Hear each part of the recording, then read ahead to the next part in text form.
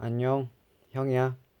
이번에는 어 화재 회사면서도 우리나라 대표 에너지 공기업인데 바로 한국전력이야. 음. 전기료 개편을 최근에 이제 한다는 이슈가 나온 이후에 이틀 동안 뭐 거의 한 16%? 하루에 뭐 한 8, 9% 정도 상승을 했거든. 그런데 나는 기존부터 사고 있었지만은 추가 매수를 하지 않았어. 그럼 내가 왜 한국전력을 왜 추가 매수를 하지 않았냐에 대한 이유를 한번 말해 보려고 해. 일단 나는 2018년부터 매달 한 주씩 한국전력을 샀거든. 한국전력은 사실 고배당주였어. 2014년에는 이제 주당 500원, 2015년에는 3,100원, 2016년에는 1,980원, 2017년에는 한 790원 정도 주다가 2018년부터 한국전력은 배당을 하지 않았고 2016년도에 최고점인 62,900원이 한국전력의 한 주의 가격이었어. 그런데 왜 앞으로 좋지 않았냐에 대한 이유는 일단은 유가가 계속 오른 거에 대한 것도 있고 전기료가 인하된 것들 즉 뭐냐면은 뭐 여름철 뭐 에어컨을 많이 쓴다고 해서 힘들다라고 해서 이제 우리 국민들을 위한 이제 그런 인하 정책 전기요금에 대한 인하가 많이 이루어지면서 전체적으로 전력 시장에 대한 수요는 많지만은 뭐 요금에 대한 통제 수익적인 측면에서는 굉장히 힘들었다라는 게 그거 큰 이유였던 것 같아. 일단은 한국전력에 내가 2018년도부터 매달 한 주씩 매수한 이유는 일단 전기에 대한 기본 수요가 굉장해진다. 패러다임의 전환이 생긴다. 라는 거였어. 어. 일단은 전기차가 굉장히 많이 늘어날 거고, 그리고 ES, S 등등. 그리고 현재 전기차에 충전한 요금이 계속 인상할 거고, 아마 더 세금이 더 많이 붙고, 뭐 이런 저건 해서 아마 또 거의 뭐 현재 기름값 정도에 가까운 게 이제 앞으로 전기차 충전 요금이 되지 않을까라고 생각을 해. 그렇다면 굉장히 많은 마진을 한국전력이 가지게 될 거라고 생각하고, 그리고 이제 ESS 이제 전기 저장 전력 저장 장치를 통해서 또 가정에서 그러한 수요를 일으키고 그러한 것들을 이제 체계적인 또 관리를 아마 한국전력이 또 하지 않을까라는 생각하는 측면에서 또 다양한 수익 개조 개편이 있을 거라고 생각해. 그리고 더 좋았던 거는 앞으로 신재생 에너지에 대한 수요가 증가하고 발전량이 증가함에 따라서 원유에 대한 소비는 공업 쪽에서는 뭐 지금도 많이 바뀌고 있지만 시간 좀 걸리겠지만은 결국 뭐 수요에 대한 측면이 계속해서 떨어짐으로써 원유에 대한 가격이 아마 계속해서 떨어지지 않을까. 그러면 또 최대 또 이득을 낼 수 있는 게 한국전력이거든.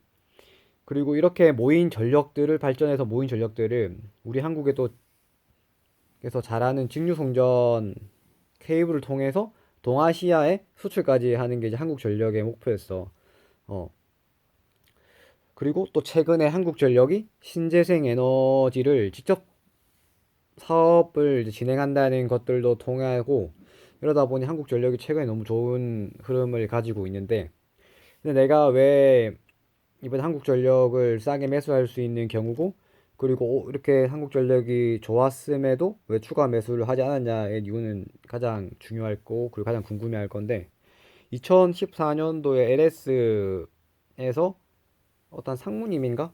PPT 발표를 한 게 있어. 유튜브에 검색하면 나오는데 즉 직류 송전을 통한 전 세계가 에너지 일어나라는 에너지를 일어나 하는 시스템을 구축한다는 이제 미래 계획표를 PPT를 봤어. 즉 뭐냐면 직류 송전 메인 송전 라인이 전 세계를 연결하고 그 메인 송전 라인을 통해서 전 세계가 전류를 공급받는다. 이게 왜 위험하냐? 우리나라도 한국 발전이 있고 그로 인해 수출하면 좋지 않느냐라고 했지만은 앞으로 신재생 에너지의 단가가 계속해서 낮춰지고 발전 단가가 이제 화학 에너지를 통한 발전 단가가 더 높아지게 되면은 굉장히 힘들어지지 않을까라는 생각을 해. 그런데 지금은 신재생 에너지 발전량에 대한 이게 연구 데이터나 보게 되면은 사하라 사막, 중국 사하라 사막 내 하나에서만 발전되는 태양열 에너지로만 동아시아 전체를 쓸 수 있는 에너지가 나온다고 해. 즉 뭐냐면은 화학 에너지를 통해서 발전할 수 있는 단가는 계속 뭐 떨어지겠지만은 그보다 신재생 에너지로 낼 수 있는 발전 단가가 훨씬 떨어져서 결국 이 두 개의 경제성으로 통해서 신재생 에너지가 이길 확률이 높고 다양한 정책 페널티를 통해서 신재생 에너지를 할 수밖에 없는 구조가 될 거야. 그러면은 한국전력이 화학 발전이나 그리고 우리나라는 신재생 발전으로 하기엔 영토적인 문제나 이런 시스템이 조금 힘들기 때문에 아마 중국 같은 대규모 사하라 사막에서 나오는 그 값싼 발전 단가 값싼 에너지를 아마 역으로 또 수입하는 구조. 그 우리나라 수출하려고 했지만 다른 나라 또한은 중국에도 값싼 에너지를 또 수입할 수 있는 그런 경우가 되지 않을까라고 생각을 했어. 어. 그래서 에너지 일원화를 이룬다면은 중국의 사하라 사막이나 그리고 양쯔강에서 는 대규모 수력 발전을 통해서 오히려 최대 수혜국은 중국이 되지 않을까. 그로 인해 값싼 에너지를 이제 산업 측면에서 다 공급받을 거고, 그러면은 우리나라는 전략상 한전이 내주는 에너지에 대한 자립률을 유지하겠지만은 점점 그 세력이 약화되지 않을까라는 게 내 생각이었어. 미래 시나리오. 이게 뭐 단기간 아니지만 뭐 10년, 20년 뒤에는 그렇게 될 수 있지 않을까라는 생각을 했어. 그러면은 어 한전이 가지고 있는 메리트는 오히려 시간이 더 많은, 그러니까 저 10년, 20년 장기를 가지고 싶어 하는 내 생각과 그리고 내가 그렸던 시나리오가 너무 달랐던 거지. 그래서 나는 이번에 한국전력을 가지고는 있지만은 과거에 산 것들은 가지고는 있지만은 추가 매수는 그 이후로부터 하지 않았어. 어. 즉, 안 한 이유 핵심은 직류 송전을 통한 에너지 일원화에서 한국이 가지고 있는 발전 단가는 다른 타 나라보다 훨씬 높고, 그로 인해 산업적인 기업들이 그런 에너지에 대한 수요가 점점점 증가하게 되면은 한국전력의 가장 큰 수요가 빠짐으로써 미래 영업 매출은 좋지 않을 수도 있겠다라는 게 내 생각이야.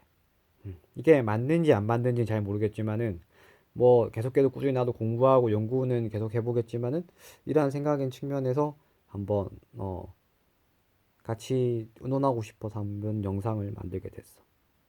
오늘 여기까지 할게. 안녕.